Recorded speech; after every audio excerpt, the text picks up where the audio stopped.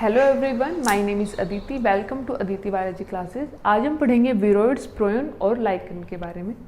Virus के बारे में हम कल डिस्कस किया था। वायरस जो है वो आपके कनेक्टिंग लिंक है लिविंग और नॉन लिविंग के बीच में, इनको क्लासीफाई नहीं किया गया है एज ए सेपरेट किंगडम में। वायरस जो होते हैं पर्टिकुलर कैप्सिड की लेयर होती है और बीच में क्या होता है, जेनेटिक मटेरियल प्रेजेंट होता है। जेनेटिक मटेरियल आरएनए भी हो सकता है, डीएनए भी हो सकता है। अब विरोइड क्या टर्म है? विरोइड जो है वो वायरस से कैसे डिफरेंट होते हैं। जैसे वायरस के ऊपर कवरिंग होती है, विरोइड सिंपल आरएनए के मॉलिक्यूल हैं, single stranded RNA. Single stranded RNA के मॉलिक्यूल हैं जो मिसफोल्डेड किसी फोल्डेड फॉर्म में प्रेजेंट होते हैं और इसी तरीके से रेप्लिकेट भी कर सकते हैं आरएनए की फॉर्म में भी, लेकिन इनके ऊपर कोई भी प्रोटीन की कवरिंग नहीं होती।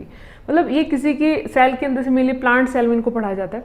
तो प्लांट सेल के अंदर एंटर करेंगे, वहाँ पर रेप्लिकेट करेंगे, आरएनए पॉलीमरेज को यूज़ करेंगे, साथ में वहाँ पर ये जीन साइलेंसिंग कर सकते हैं, लेकिन खुद के कोई प्रोटीन नहीं बनाते। जैसे आप इसको ऐसे समझें कि अगर हम वायरस की बात करें, जैसे मान लो कि आपके पास दो सेल हैं और वायरस जो है वो आपका एक प्रोटीन की कोट के साथ होगा, कोई भी उस पर कोटिंग प्रेजेंट होगी, कैप्सोमियर की फॉर्म में जो हम पढ़ते हैं।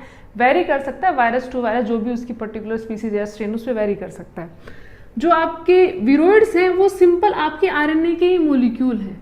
आरएनए का मॉलिक्यूल जो सिंगल स्टैंडर्ड है, लेकिन सिंगल स्टैंडर्ड फॉर्म में भी क्या होते हैं, मिसफोल्डेड, मतलब फोल्डेड फॉर्म में प्रेजेंट होते हैं। कहीं कहीं इनमें बीच में क्या होती है, पेयरिंग प्रेजेंट होती है। और जो जीसी कंटेंट होता है वो थोड़ा ज़्यादा होता है, इसी वजह से क्या होते हैं, काफ़ी स्टेबल भी होते हैं। अब ये जो अंदर एंटर करेगा तो कैप्सिड को बाहर छोड़ देगा। एंटर किया, उसके बाद जो भी आपका बैक्टीरिया है उसके जीनोम के साथ क्या करेगा, बाइंड करेगा, फिर वहाँ पर रेप्लिकेट करेंगे, अपनी काफ़ी सारे प्रोजेनी बनाएंगे, कैप्सिड बनाएंगे, इसको लाइसिस करेंगे, बाहर आ जाएंगे, या फिर इसके साथ रेप्लिकेट करेंगे। विरोइड जो है उनकी टर्म में क्या होता है, विरोइड किसी सेल के अंदर एंटर करेगा, उसके बाद ये आरएनए पॉलीमरेज को यूज़ करेंगे और वहाँ पर क्या बनेंगे, अपनी कॉपी बनाएंगे खूब सारी, और फिर उसके बाद ये जो भी आपका जीनोम है उसके साथ क्या कर जाएंगे, अटैच हो जाएंगे और उसी के रेप्लिकेशन और ट्रांसक्रिप्शन के साथ क्या होते रहेंगे, रेप्लिकेट होते रहेंगे। ये मेनली क्या करते हैं, जो भी आपके विरोइड्स होते हैं ये जीन साइलेंसिंग का काम करते हैं। मतलब पर्टिकुलर जीन पर, किसी भी जीन पर जाकर क्या कर सकते हैं, बाइंड कर सकते हैं। जैसे आरएनए साइलेंसिंग, आरएनए जैसे बना, मान लो ये सेल कोई भी अपना जो प्रोटीन बनाना चाहती है, मान लो आपके कोई एंजाइम है जो डाइजेशन में इन्वॉल्व होते हैं, उससे रिलेटेड कोई प्रोटीन बनाना चाहती है, तो प्रोटीन बनाने के लिए बाहर क्या आएगा, आरएनए। इस आरएनए से कौन बाइंड करेगा, मान लो विरोइड का आरएनए, तो आरएनए क्या हो जाएगा, साइलेंस हो जाएगा। तो इस तरीके से एक्ट करते हैं। विरोइड्स कभी भी प्रोटीन नहीं बनाते। जैसे हम नॉर्मल पढ़ते हैं ना कि आरएनए से क्या बनता है, राइबोसोम रीड करके क्या बनाता है, प्रोटीन, वैसा इनमें कुछ नहीं होता। ये जीन साइलेंसिंग कर देते हैं, आरएनए साइलेंसिंग कर देते हैं। सबसे पहले इनके बारे में बताया था टियोडाइनर ने, और इनको पोटैटो स्पिंडल ट्यूबर डिजीज के मेनली डिस्कवर किया गया था, उसी से बेसिस पे इनके नाम भी रखे हुए हैं। तो मेनली इसी में इनको पढ़ा जाता है। और प्लांट में जैसे आपके सिट्रस वगैरह उनमें भी डिजीज कोज करते हैं। लो मोलिकुलर वेट होता है, मतलब वायरस का मोलिकुलर वेट बहुत कम होता है, उससे भी कम मोलिकुलर वेट वाला अगर कोई ऑर्गेनिज्म है, आप कह सकते हैं कोई मोलिक्यूल है, तो वो क्या है, विरोइड्स है। विरोइड्स के बारे में ये बोला जाता है कि जो आपका प्रोसेस है कि आपके नॉन लिविंग स्ट्रक्चर से नेचर में कभी लिविंग स्ट्रक्चर बने होंगे। जैसे अर्थ पर जब लाइफ जनरेट हुई है तो उसको नॉन लिविंग कंपोनेंट से माना जाता है। कि जैसे नॉन लिविंग कंपोनेंट है आपके न्यूक्लियोटाइड हैं, न्यूक्लियोसाइड हैं, प्यूरिन्स हैं, पिरामिडीन्स हैं। जैसे आपने मिलर यूरे एक्सपेरिमेंट सुना होगा, 10th में पढ़ा भी होगा। तो उसी एक्सपेरिमेंट में ये बताया गया था कि नॉन लिविंग कंपोनेंट कैसे कंबाइन करते हैं और वहाँ पर क्या बनाते हैं, आपके कॉम्प्लेक्स स्ट्रक्चर बनाते हैं। तो आरएनए के बारे में भी ऐसा ही माना जाता है कि आरएनए जो है वो भी इसी तरीके से बना। और ये आरएनए जो बने ये किस फॉर्म में रहने लगे, विरोइड्स के फॉर्म में रहने लगे। इन्फेक्शन भी कर सकते हैं, सेल के अंदर सर्वाइव भी कर सकते हैं, लेकिन इनमें कोई भी कोटिंग नहीं है, एज ए ऑर्गेनिज्म ये बिहेव नहीं करते। तो ये थोड़े से डिफरेंट माने जाते हैं। तो इनको ऐसा ही माना जाता है कि शुरू में जो अर्थ बनी उसके साथ ही कहीं पर बने हुए हैं। कुछ ऐसा मानते हैं साइंटिस्ट की जब प्लांट की जो मॉर्फोलॉजी है या उसका जो फिजियोलॉजिकल स्ट्रक्चर है उसमें सेल में कभी कभी इस टाइप के आरएनए बन जाते हैं जिनका कोई पर्टिकुलर फंक्शन नहीं होता, जो डिग्रेड नहीं हो पाते और जो अलग सी फॉर्म में अपने आप को म्यूटेट कर लेते हैं और वो विरोइड्स की तरह बिहेव करना शुरू कर देते हैं। नेक्स्ट है प्रियोन। तो वायरस आपके क्या है, प्रोटीन कोट और साथ में जेनेटिक मटेरियल। विरोइड्स क्या है, आपके सिंपल जेनेटिक मटेरियल, वो भी RNA based, single standard. Mainly क्या होता है, single standard RNA based. Next है प्रियोन्स। प्रियोन्स आप पी वर्ड से याद रख सकते हो, प्रोटीन होते हैं। प्रोटीन कैसे, जैसे आप जब भी सेल पढ़ते हैं तो सेल में आप यूकैरियोटिक सेल की हम मेनली बात कर लेते हैं। जैसे यूकैरियोटिक सेल में आपका न्यूक्लियस होगा, न्यूक्लियस के चारों तरफ आप एंडोप्लाज्मिक रेटिकुलम की लेयर बनाते हैं, और फिर इसमें RER SER आपने पढ़े होंगे, और इन्हीं के अंदर ऊपर जैसे आपका RER है तो राइबोसोम है, उसके ऊपर आपका जैसे mRNA बाइंड करेगा, वहाँ पे प्रोटीन बनने शुरू होंगे, और ये प्रोटीन जो है ये फर्दर किस में चेंज होना शुरू होंगे, आपके एंजाइम में जो भी स्ट्रक्चर रिक्वायर्ड है सेल को उसमें चेंज होना शुरू हो जाते हैं। तो प्रियोन्स एक्चुअल में मिसफोल्डेड प्रोटीन माने जाते हैं। जैसे सेल में नॉर्मल जो प्रोटीन बनते हैं उनकी एक प्रॉपर फोल्डिंग होती है। फोल्डिंग जैसे कि आप ऐसे समझें कि हम सिर्फ ER की बात करते हैं कि मान लो ये ER का ल्यूमन है, और इसमें कहीं मान लो यहाँ पर राइबोसोम ने रीड किया और यहाँ पे प्रोटीन बनने लग रहे हैं, तो ये प्रोटीन प्रॉपरली फोल्ड होते हैं ER के ल्यूमन के अंदर। चैपरोन्स वगैरह होते हैं वो इनको प्रॉपर फोल्डिंग में हेल्प करते हैं, तो इनकी एक कन्फर्मेशन बनती है कि उसी पर्टिकुलर कन्फर्मेशन में ये आपके सेल मेम्ब्रेन का पार्ट बन सकते हैं या किसी दूसरे ऑर्गेनेली का पार्ट बन सकते हैं। लेकिन ऐसा माना जाता है कि प्रियोन्स क्या मिसफोल्डेड प्रोटीन है, मतलब ना तो इनमें कोई जेनेटिक मटेरियल होता है, ना कोई कोटिंग होती है, कुछ नहीं होता, सिर्फ प्रोटीन के स्ट्रक्चर है, मिसफोल्डेड फॉर्म में है, और क्या कॉज कर सकते हैं, इन्फेक्शन कॉज कर सकते हैं। कैसे? जैसे अगर सेल में प्रियोन्स एंटर कर जाएं तो क्या करेंगे, मिसफोल्डेड प्रोटीन होता है तो इस पर डाइजेस्टिव एंजाइम का एक्शन नहीं हो पा रहा, क्योंकि एंजाइम्स जो है पर्टिकुलर साइट पर ही क्या कर सकते हैं, बाइंड कर सकते हैं। तो सेल में एंटर करने के बाद जो आपके नॉर्मल प्रोटीन है, सेल में जो नॉर्मल प्रोटीन पाए जाते हैं, जैसे मान लो ये नॉर्मल प्रोटीन है, इनकी प्रॉपर फोल्डिंग है, उनसे बाइंड करके उनको भी मिसफोल्ड करना शुरू कर देते हैं। जैसे एक है कि प्रोटीन सेल के अंदर एंटर किया, उसको सेल क्या कर जाए, डाइजेस्ट कर जाए, खत्म कर दे। इनके केस में क्या होता है कि सेल में एंटर किया, जो पहले से प्रॉपरली अरेंज प्रोटीन है उनको भी मिसफोल्ड करना शुरू कर देंगे, तो उनका इफेक्ट भी क्या हो जाएगा, दिखना शुरू हो जाएगा। तो इसमें जो डिजीज है सबसे पहले आपकी बोवाइन स्पॉन्जिफॉर्म इंसेफेलोपैथी, BSE या मैड काउ डिजीज बोला जाता है।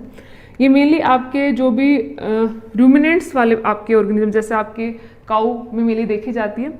तो इनमें रीजन क्या है कि इनमें अगर इनकी डाइट वगैरह में इस टाइप की डाइट दी जाती है कि जिसमें एक टिश्यू वगैरह पर फीड कर रहे हैं, एनिमल टिश्यू पर, तो उस कंडीशन में इनमें मिसफोल्डेड प्रोटीन एंटर कर जाते हैं। इनका डाइजेस्ट सिस्टम उनको क्या नहीं कर सकता, डाइजेस्ट नहीं कर सकता, एज सच क्या हो जाते हैं, एब्जॉर्ब, ब्लड स्ट्रीम में जाने के बाद फिर डायरेक्टली ये सेल को अफेक्ट करना शुरू कर देते हैं। साथ में ह्यूमन में इसको बोला जाता है CJD डिजीज या क्रेजुफोल्ड एकअप डिजीज, कहीं कहीं पर इसको जैकअप बोलते हैं, कहीं पर इसका एकअप प्रोनाउंसिएशन भी है मेडिकली, तो क्रेजुफोल्ड एकअप डिजीज बोला जाता है। इसमें क्या होता है मेड काउ डिजीज में या CJD में, मेड काउ डिजीज है मेनली आपकी एनिमल्स की, काउ वगैरह की। कैसे होता है कि जैसे एनिमल्स का जो भी फूडर होता है, मतलब फूड वगैरह जो होता है, तो मेनली तो हर्बीवोर है, हर्बीवोर है तो घास फूस सेलुलोज वगैरह पर क्या करते हैं, फीड करते हैं। लेकिन जैसे जैसे डेयरी फार्मिंग बढ़ी UK USA वगैरह में, तो उन्होंने क्या किया, एनिमल टिश्यू बेस्ड इनका फूड बनाना शुरू किया। जैसे मीट और बोन बेस्ड क्या बनाते हैं, उनका फूड बनाते हैं। क्या करते हैं, मान लो जो स्लोटर हाउस हैं वहाँ पे काफ़ी सारा ब्लड वगैरह जो होता था या जो भी रिमेनिंग टिश्यू होता था उसको ड्राई कर लेते थे।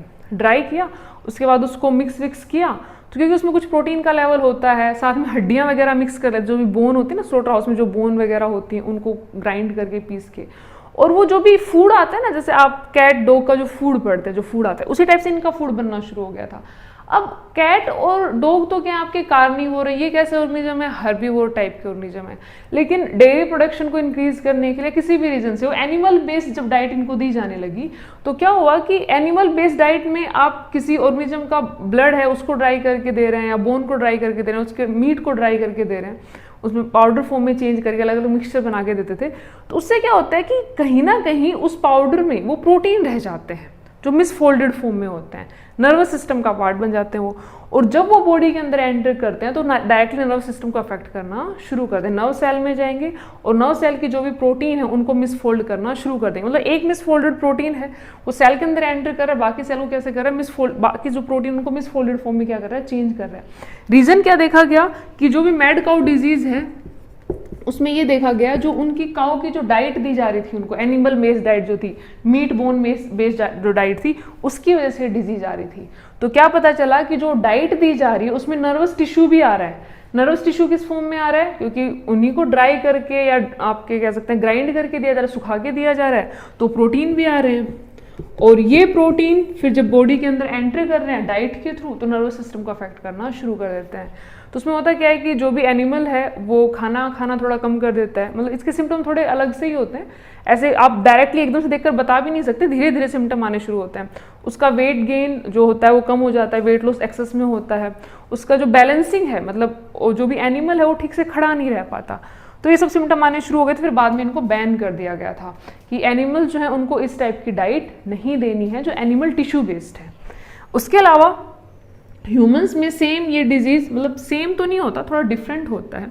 CJD डिजीज है, इसमें मैडनेस होती है। ये मेनली देखा जाता है कि जो भी आपके ह्यूमन बींग नर्वस टिश्यू पर फीड करते हैं, जैसे कोई भी आपके ऐसे पर्टिकुलर ट्राइब्स हैं या सोसाइटी, जैसे कुरू डिजीज मानी जाती है, तो एक पर्टिकुलर ट्राइब्स में क्या होता है कि वो कैनिबलिज्म को फॉलो करते हैं। कैनिबलिज्म मतलब अपनी जैसे स्पीसीज पर फीड करना।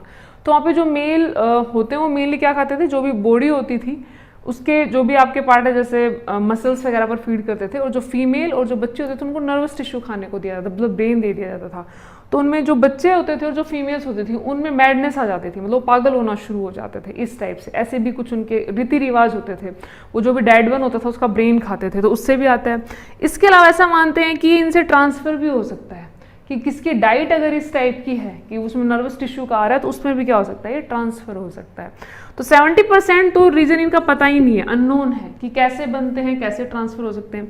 इसके अलावा ये जेनेटिक भी है कि पेरेंट्स से अपने जो भी उनके डॉटर या सन उसमें क्या हो सकता है, ट्रांसफर हो सकता है। ऑटोसोमल डोमिनेंट डिजीज में आता है ये। तो ये डिजीज है। तो प्रियॉन्स एक्चुअल में क्या है, मिसफोल्डेड प्रोटीन, कोई RNA नहीं, कोई DNA नहीं। जैसे हमेशा पढ़ते हैं कि कुछ ना कुछ जेनेटिक मटेरियल तो होना चाहिए, इन्फॉर्मेशन तो होनी चाहिए, कोई इन्फॉर्मेशन नहीं है, सिर्फ प्रोटीन है, मिसफोल्डेड है, सेल में जाते हैं, बाकी सारे प्रोटीन को भी मिसफोल्ड करना शुरू कर देते हैं, उनके फंक्शन को भी अफेक्ट करना शुरू कर देते हैं। नेक्स्ट हम डिस्कस करेंगे लाइकन के बारे में। लाइकन के बारे में आपने पढ़ा होगा, लाइकन जो है एक्चुअल में सिम्बायोटिक एसोसिएशन है फंगस का और एल्गी का।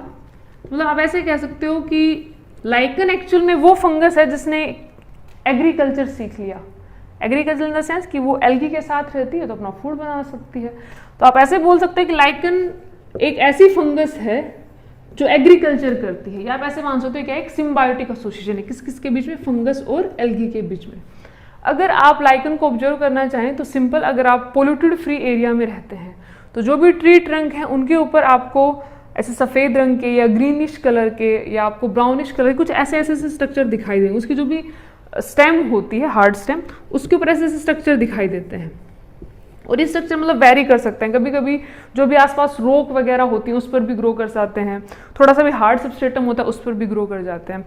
तो आप एक बार इसको देखोगे तो आपको बिल्कुल नहीं लगेगा कि आपके इसमें कोई दो ऑर्गेनिज्म एक साथ है, कि फंगस और एल्गी मिलके इसका, आप सोचेंगे कोई अलग सा ऑर्गेनिज्म है तो इसी टाइप से पाया जाता है।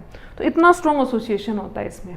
तो इसमें दो एसोसिएशन में जो पार्ट हैं तो आपको ये पता ही है, फंगस को माइकोवर्ट बोला जाता है और एल्गा के लिए फाइकोवर्ट।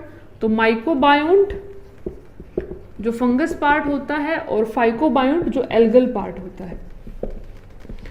तो फंगस और एल्गी आपस में एसोसिएशन में रहते हैं। फंगस का काम क्या होता है कि मिनरल एब्जॉर्ब करना और वाटर वगैरह एब्जॉर्ब करना, बाकी जो भी उनको न्यूट्रिएंट ऐसे रिक्वायरमेंट है सोइल से उनको एब्जॉर्प्शन में हेल्प करना।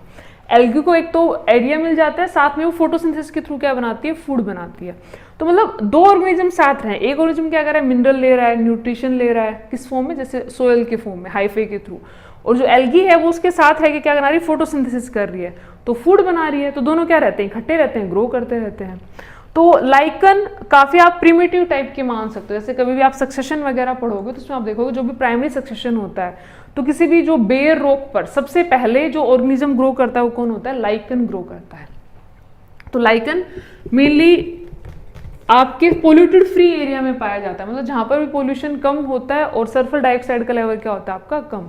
तो सल्फर का लेवल बढ़ने से क्या होता है कि जो फाइकोबायोन्ट पार्ट है, एल्गी जो पार्ट है, उसमें फोटोसिंथेसिस नहीं हो सकता। फोटोसिंथेसिस क्यों नहीं हो सकता, क्योंकि आपके रेडिकल्स बनने शुरू हो जाते हैं, तो उन रेडिकल्स की वजह से उनके प्रोटीन क्या हो जाते हैं, डिस्ट्रॉय होना शुरू हो जाते हैं। आप इसको बाकी फर्दर क्लासेस में डिटेल में पढ़ सकते हैं। सिंपल ये याद रखिए कि फोटोसिंथेसिस को अफेक्ट करता है।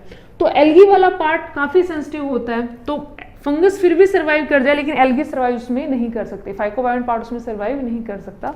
तो उसकी वजह से अब इसकी डेथ हो गई तो लाइकन की भी क्या हो जाती है, डेथ, क्योंकि लाइकन एक एसोसिएशन है एल्गी और फंगस के बीच में, दोनों में से भी एक खत्म हो जाएगा तो एसोसिएशन में ये नहीं रह सकते। लाइकन जो होता है, इसमें कभी कभी क्वेश्चन आ जाता है कि लाइकन में फिर रिप्रोडक्शन कैसे होता है, कि एक ऐसा ऑर्गेनिज्म है जिसमें एल्गी भी है और फंगस भी है, तो इसमें प्रोडक्शन दो मेथड से भी हो सकता है, जैसे आपका वेजिटेटिव मेथड भी है और साथ में एसेक्सुअल जिसको बोल सकते हैं, आपका सेक्सुअल मेथड भी है। वेजिटेटिव मेथड में क्या बनते हैं, सोरीडिया बनते हैं। सोरीडिया आप कैसे समझ सकते हैं, जैसे एक एल्गल बोल होगी, उसके चारों तरफ ऐसे हाइफा प्रेजेंट होंगे, ऐसे काफी सारे बनने शुरू हो जाते हैं, एल्गी बीच में एल्गी, साइड में काफी सारे हाइफा, फिर ऐसे स्पोर के थ्रू फैलने शुरू हो जाते हैं। ये तो वेजिटेटिव मेथड। सेक्सुअल प्रोडक्शन इसमें फंगस के जैसे है, जैसे एस्कोमाइसिटीज में हमने पढ़ा था, ज्यादातर में बेसिडियोमाइसिटीज का भी किसी किसी में देखा जाता है, ज्यादातर में एस्कोमाइसिटीज की फॉर्म में देखा जाता है। तो जैसे सैक फंगी रिप्रोड्यूस करती है, सेम वैसे ये आपकी जो लाइकन है वो भी क्या करती है, सेक्सुअली रिप्रोड्यूस करती है।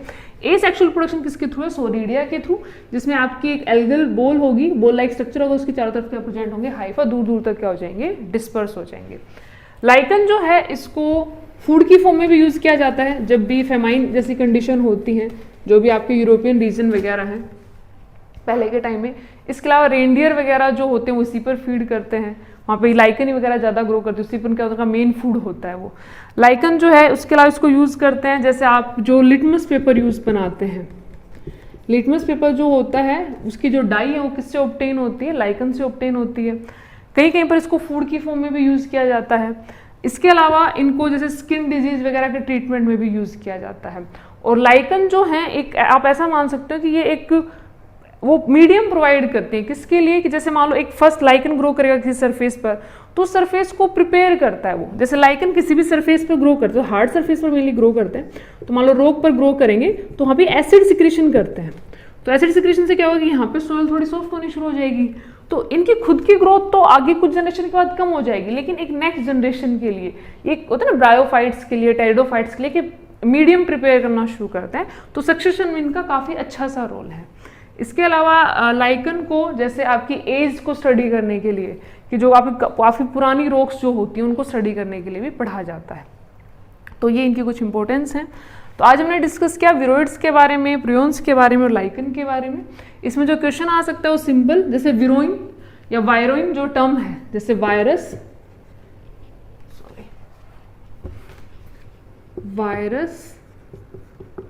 विरोइन या वायरोइन और विरोइड, तो ये दोनों तो एक ही टर्म है, वायरस विरोइन, वायरस को विरोइन बोला जाता है। विरोइड्स वो हैं जिनमें क्या नहीं होता, प्रोटीन कैप्सिड क्या होता है, अब्सेंट होता है, सिर्फ क्या होता है आपका जेनेटिक मटेरियल होता है। प्रियोन्स क्या है, मिसफोल्डेड प्रोटीन। लाइकन क्या है, सिम्बायोटिक एसोसिएशन। तो इसमें जो क्वेश्चन आएंगे, जैसे बीएससी की फुल फॉर्म पूछी जा सकती है, मैड काउ डिजीज क्या होती है, या सीजेडी डिजीज किससे होती है, और साथ में जो लाइकन है वो आपके कौन से एरिया में ग्रो नहीं करते, जहाँ पर सल्फर का लेवल ज़्यादा होता है वहाँ पर वो ग्रो नहीं करते। और जो आपके विरोइड्स हैं वो मेनली आपके पोटैटो में स्पिंडल ट्यूबर डिजीज कोज करते हैं, ये आपके एनसीईआरटी में एग्जांपल दिया हुआ है। तो मेनली प्लांट में इनकी डिजीज ज़्यादा स्टडी की जाती है। एक पॉइंट आप याद रखें कि विरोइड जो है उनमें जो रेप्लिकेशन है वो प्लांट की सेल पे डिपेंड करता है, मतलब जैसे जैसे सेल में डिवीजन होता है उस हिसाब से इनका भी रेप्लिकेशन होता रहता है, मतलब डिवाइड करते रहते हैं। और मेनली क्या करते हैं, आरएनए साइलेंसिंग का काम करते हैं। तो इनको आप एक बार रिवाइज कर लें, थोड़ा पढ़ने की कोशिश करें एनसीईआरटी से, जो भी आपके पास नोट्स अवेलेबल हैं, इससे रिलेटेड क्वेश्चन सोल्व करें। कोई डाउट हो तो आप पूछ लें। ये वीडियो आपको कैसा लगा मुझे कमेंट सेक्शन में जरूर बताएं। अगर ये वीडियो आपको अच्छा लगा हो तो इसको लाइक करें, शेयर करें और चैनल को सब्सक्राइब करें। Thank you.